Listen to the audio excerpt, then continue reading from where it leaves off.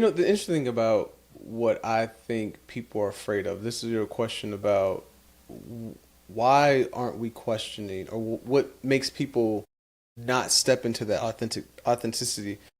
The idea of what church meant for many of us church kids was it was also community. We talked about that at the beginning. It was also very community. It was belonging. Yep, belonging. So questioning, Yep. right? It is a scary place because it could remove you from a place in a community You of lose people everything. who you belong to. Yeah. And I think that, and regardless of if you're in religious or not, Yeah. you know what it is to Yep. lose people.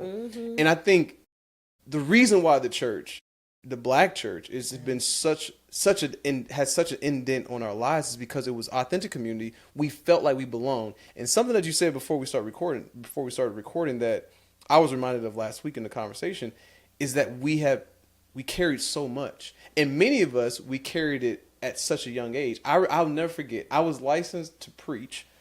And you can find the sermon online when I was 16. I'm telling you. And I preached my introductory sermon. Luckily, it wasn't called a trial sermon because I wasn't in the Kojic church at that point. Because it was a trial sermon. For many people in the Kojic church, you have a trial sermon. To make sure that's what you really supposed to be doing.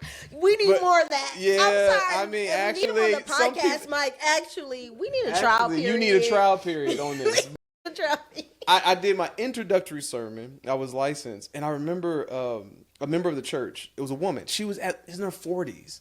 She walks up to me, not when I was licensed, but at some point, and she's telling me about her divorce and like her relationships. Again, I am 16, And you're not even. and because she sees me as mature. a mature figure in the church. It actually, and I thank you for bringing that point back up because the black church, we are also matured in the black church, very much so. But I think it's deeply connected to the ways in which the systems that are in power or in place keep us in a place where we're thinking that we're mature, and also our relationship with suffering. And as we learn suffering in the church context. And so now when we're experiencing the society shit, it's normal.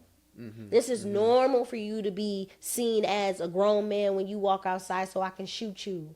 It's normal for you to be sexualized, over-sexualized, molested, raped, married off young, because this is how, again, the spiritual laws and the laws of our governments actually work.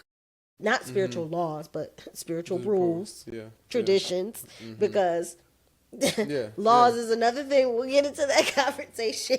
But these moments keep us matured, and we miss out on our childhoods. We miss out on our, different things.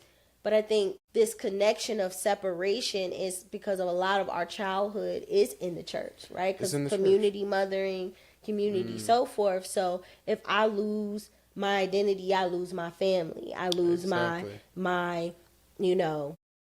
way of being, and it can get intense. But yeah.